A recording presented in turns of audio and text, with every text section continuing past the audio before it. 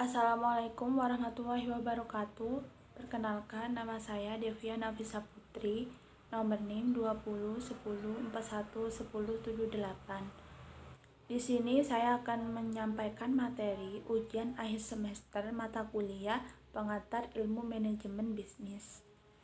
Bisnis adalah kegiatan yang dilakukan oleh individu atau kelompok orang atau organisasi yang menciptakan barang atau jasa untuk memenuhi kebutuhan masyarakat. Jadi, apapun tujuan seseorang untuk mendapatkan keuntungan, itu dapat kita simpulkan mereka sedang berbisnis.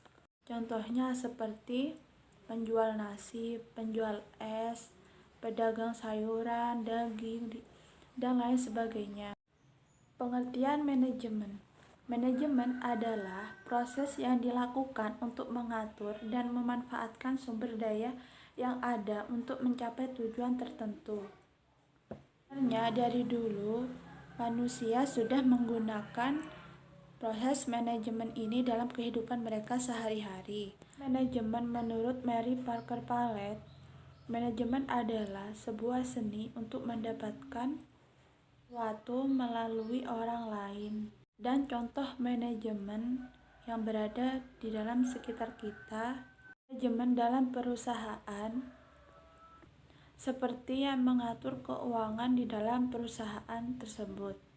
Saya akan menjelaskan materi tentang perencanaan atau planning. Di dalam sebuah manajemen itu, perencanaan atau planning menyangkut sebuah tujuan. Perencanaan atau planning ini selalu kita terapkan sebelum kita itu melakukan sebuah karya atau merencanakan sebuah karya dan bisnis.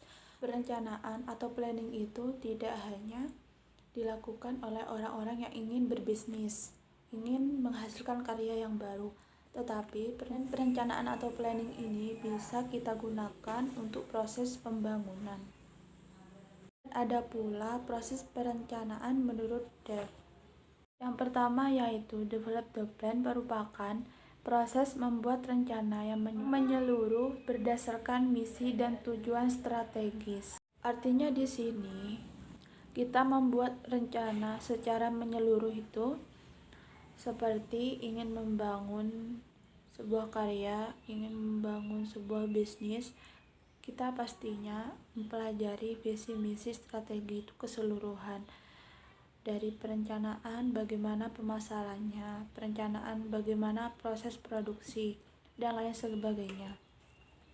Agar supaya bisnis kita atau karya kita yang telah kita rancang dengan sebaik mungkin itu dapat menghasilkan karya yang banyak disukai oleh masyarakat sekitar. Yang kedua yaitu translate the plan, merupakan penerjemahkan rencana ke dalam tindakan. Dalam artian sebuah rencana yang kita rancang ke depannya itu tidak akan menimbulkan masalah. Yang ketiga yaitu plan operation, maksudnya adalah manajer merancang sebuah operasional untuk mencapai tujuan. Keempat, execute the plan, yaitu melaksanakan rencana yang telah ditetapkan. Dan yang kelima adalah monitoring and lead, adalah upaya yang dilakukan oleh manajer dalam mengawasi dan belajar dari hasil yang telah dicapai. Dan materi yang kedua adalah kepemimpinan. Pemimpin adalah orang yang diarah kepada suatu organisasi. Dan kepemimpinan menurut Scarmont adalah proses menginspirasi orang lain untuk bekerja keras dalam menyelesaikan tugas-tugas penting. Dan pemimpin ini untuk mengarahkan sebuah organisasi agar organisasi tersebut itu berjalan dengan lancar untuk kedepannya. Dan seseorang yang memimpin ini harus mempunyai bakat tertentu. Ketika seseorang ingin menjadi pemimpin dan mereka masih sangat minim akan bakatnya, maka organisasi yang mereka pimpin itu tidak akan sepenuhnya gagal dan tidak sepenuhnya akan berhasil. Oleh karena itu, pemimpin ini adalah bakat yang diberikan dari lahir. Oleh karena itu, tidak semua orang dapat memimpin dengan bijaksana, memimpin dengan benar-benar layaknya seorang pemimpin. Dan pemimpin itu juga menginspirasi orang banyak. Ada beberapa teori munculnya kepemimpinan, yaitu teori genetis atau keturunan. Yang pertama yaitu we are born and normed, yaitu bahwa pemimpin itu dilahirkan. Jadi bakat dari pemimpin ini sudah ada sejak lahir, tanpa dibuat-buat. Yang kedua, dalam keadaan yang bagaimanapun seorang ditempatkan karena ia telah ditakdirkan. Yang ketiga, kepemimpinan itu adalah sifat yang diturunkan dari gen kedua orang tuanya atau gen untuk menjadi seorang pemimpin.